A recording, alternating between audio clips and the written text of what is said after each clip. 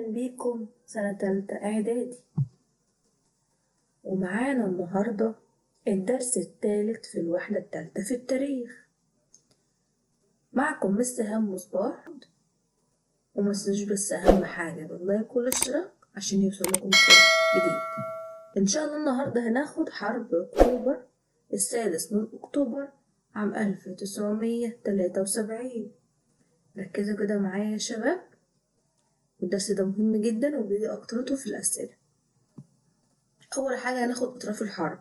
كانت ما بين مصر وسوريا ضد إسرائيل.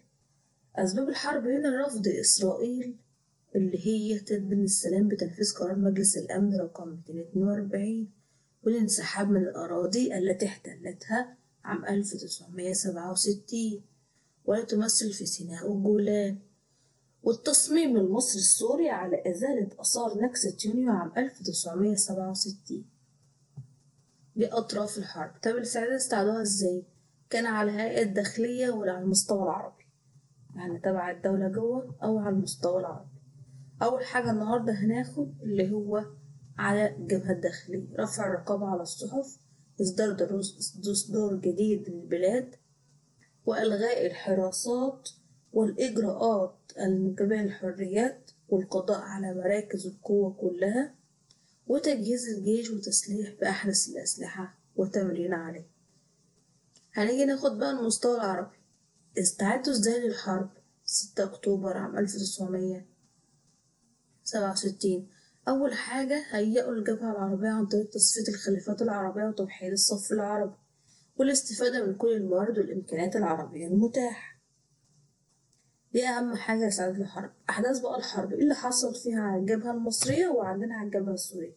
أول حاجة النهاردة قام سلاح الطيران بقيادة محمد حسني مبارك بضربة جوية ناجحة، وقامت المدفعية بإطلاق النيران على طول القناة لعبور الدبابات والعسكرية، تدمير خط بارليف وانتشار القوى المصرية على الضفة الشرقية للقناة وانتشار الجنود الإسرائيليين، تحطيم عدد كبير من الطائرات والمعدات العسكرية الإسرائيلية. تمام؟ وأسر المئات من الجنود الإسرائيليين، يعني اتحبس كتير قوي من الجنود المصريين. دي أحداث الجبهة المصرية. هنيجي ناخد هنا أحداث الجبهة السورية. بدأت مصر وسوريا والهجوم في خطة واحدة طبق الاتفاق العسكري بينهم، واللي هي عبر الطائرات السورية إلى منطقة الجولان. دي كانت فين؟ في سوريا. أول حاجة اندفعت الدبابات والمدرعات نحو خط ألوان هو الدفاع الإسرائيلي بالجولان.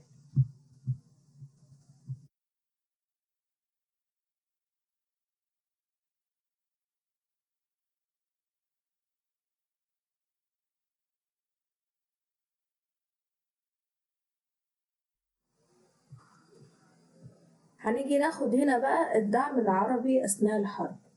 الدعم العربي أثناء الحرب عسكريا قامت بعض الدول العربية دعما عسكريا لمصر وسوريا مثل العراق والجزائر وليبيا والأردن والمغرب والسعودية والسودان كمان. ماليا قدمت بعض الدول العربية دعما ماليا لمصر وسوريا مثل السعودية والجزائر. سياسيا قرر وزارة النفط العربي في اجتماعهم بالكويت خفض إنتاج البترول وارتفاع الأسعار. أول حاجة ونتيجة الخسارة الإسرائيلية على الجبهتين المصرية والسورية طلبت مساعدة الولايات المتحدة الأمريكية. دور بقى الولايات المتحدة عسكريا، قامت الولايات المتحدة الأمريكية بجزر قوية لتقديم المساعدات العسكرية الإسرائيلية. تاني حاجة اللي هي قدمت الولايات المتحدة مساعدات مالية ضخمة عاجلة لإسرائيل، وقدمت معلومات عسكرية لإسرائيل ساعدتها على إحداث ثورة في منطقة دارفور. دي كانت منطقة في مصر. سياسيا تدخلت الولايات المتحدة والدول الأعضاء في مجلس الأمن الدولي التابع للأمم المتحدة، وتم إصدار القرار 238 الذي قضى وقف جميع الأعمال الحربية بدءا من يوم 22 أكتوبر عام 1973. قابلت مصر هذا القرار بعد بدأت مباحثات المفاوضات بين الطرفين المصرية والإسرائيلية. النتائج والدروس المستفادة بقى من حرب أكتوبر. طب أنا استفدت إيه من كل ده؟ أول حاجة تعدت نقطة تحول في الصراع العربي الإسرائيلي، ويكون في صراع بين العرب والإسرائيل، وأثبت إن منطقة القوة لا يمنح سلاما. تحطيم أسطول الجيش الإسرائيلي الذي لا يقهر وعودة الثقة لمقاتل المصري والعرب. رجع تاني الثقة للمصريين والعرب. تقويض أو هدم أسس العقيدة القتالية للقوات الإسرائيلية. يعني خلاص هدمهم إنهم ممكن إنهم يقاتلوا تاني في مصر. ساهمت حرب أكتوبر في انتهاء نظرية الأمن الإسرائيلية. طب ليه ساهمت؟ أول حاجة عشان بعد انهيار الخطوط الدفاعية والتحصينات القوية مثل خط بارليف، هما موزون خط بارليف، ودي كان من أهم الدروس والنتائج اللي احنا ممكن ناخدها وذاكرها كويس كده عشان مهمة وبتيجي في الامتحان كتير. تمام. هنيجي ناخد هنا بقى احنا خدنا النتائج والدروس المستفادة، وخدنا الأحداث بتاعة القصة، وخدنا ازاي أصلا الحرب وهنيجي ناخد هنا النتائج والدروس المستفادة اللي احنا خدناها، اللي هي زي ما عندكم كده حضراتكم هزم حرب أكتوبر وانتصار وانتهاء نظرية الأمن الإسرائيلي خالص. تمام. هنيجي بقى انتهاء الحرب. أنهت حرب أكتوبر عام 1973 في حالة السلام واللا حرب، وأفسحت المجال للخطط السياسية من منطقة القوى العربية. أظهرت حرب أكتوبر عام 1973 أهمية استخدام السلاح النووي العربي اللي هو زي البنزين. وأثرت حرب أكتوبر في العلاقات بين إسرائيل وبعض الدول المحبة للسلام زي آسيا، وعندنا برضو أوروبا، وعندنا أفريقيا. أهميتها ظهرت أهميتها باستخدام البترول والبنزين، وهي مصدر بترول وبنزين في العرب زي الكويت. يبقى كده دول أهم النتائج والدروس المستفادة من الدرس. أتمنى تكون فهمتوا معايا، ونكمل باقي الدرس. هنيجي ناخد بقى أهم الشخصيات في الدرس كله، يعتبر ده آخر حاجة هناخدها في الدرس. أول حاجة هناخد اللي هو شخصيات. أول حاجة هنيجي ناخد شخصيات مضيئة في حرب أكتوبر عام 1973 كان دورها أول حاجة المشير أحمد إسماعيل. المشير أحمد إسماعيل ده كان وزير الحربية وقائد للقوات المسلحة، وكان مدير المخابرات العامة. ده تولى القيادة الموحدة